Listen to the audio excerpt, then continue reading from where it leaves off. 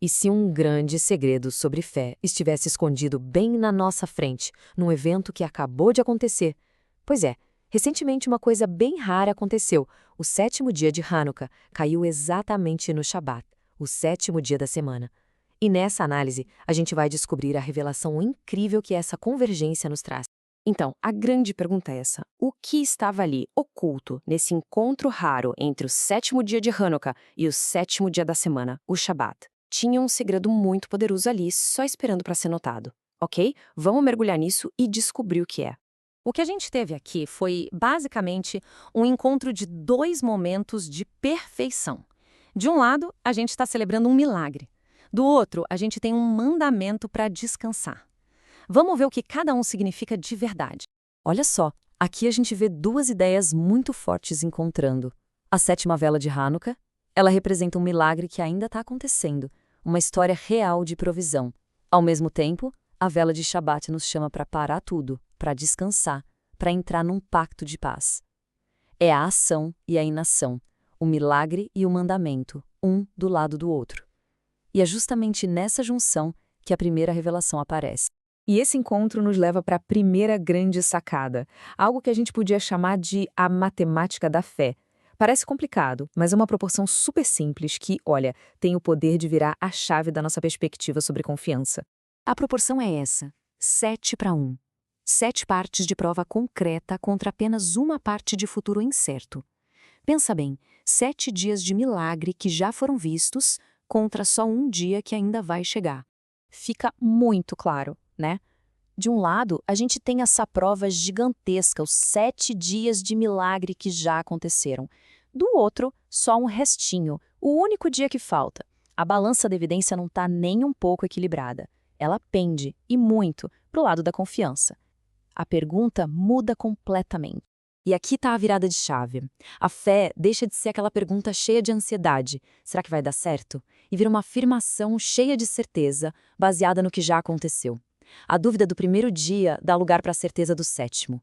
Não é mais sobre esperar para ver, é sobre já saber o que vem por aí. Mas calma, tem mais. Existe uma segunda camada nessa revelação, e talvez ela seja ainda mais profunda. Sabe por quê? Porque tudo isso aconteceu durante o Shabat, um dia em que o descanso é obrigatório. Então, a pergunta que fica é: o que acontece com o milagre quando o esforço humano para por completo? O ponto principal é este. Enquanto todo mundo estava observando o Shabat, descansando, cantando, estudando, a luz do milagre continuou lá, acesa.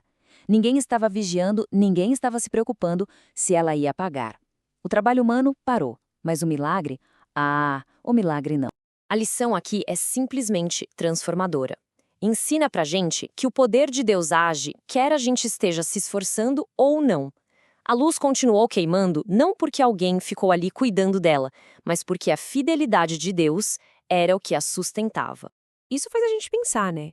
Quantas vezes a gente se cansa, se esgota, tentando segurar as pontas de algo que, na verdade, só se sustenta pelo poder divino? É a diferença crucial entre lutar por um resultado e simplesmente confiar no processo. Essa base de confiança que fica sólida no sétimo dia é o que nos joga para o oitavo. E aqui, os números têm um significado simbólico muito importante. A gente está vendo uma transição do que é natural para o que está além, para o sobrenatural. Na espiritualidade judaica, o número 7 sempre simboliza a perfeição dentro do mundo natural. É só pensar nos 7 dias da criação, um ciclo completo, perfeito, dentro daquilo que a gente conhece e entende. Agora, o número 8, o 8 é outra história. Ele vai além. Ele representa aquilo que é sobrenatural, que transcende as leis da natureza. É um número de um novo começo, o número do milagre. Então, tá vendo como as coisas se encaixam? O sétimo dia de descanso não foi uma pausa no milagre, foi a preparação para o próximo nível. Sem a confiança que foi construída na prova dos 7 dias, seria impossível ter a fé necessária para o milagre sobrenatural do oitavo. E esse padrão do número 7, da perfeição, da completude, ele ecoa de um jeito fascinante em outro lugar. Para quem vê Yeshua ou Jesus como o Messias, essa conexão fica ainda mais profunda, principalmente nas palavras dele. Lá no Evangelho de João, Yeshua faz 7 declarações, que começam com "Eu sou", e cada uma delas é uma resposta direta para uma necessidade humana muito profunda: Fome, escuridão, direção, proteção. Juntas, elas formam um quadro de provisão completa, uma resposta total. A comparação aqui mostra um padrão muito claro de promessa e de cumprimento. No 7º dia de Hanukkah, a mensagem é tipo, a provisão está quase completa, apontando para um milagre final que ainda vem. Já nas declarações de Yeshua, a mensagem muda para a provisão já está completa aqui e agora. É a diferença entre o trailer e o filme completo. Certo.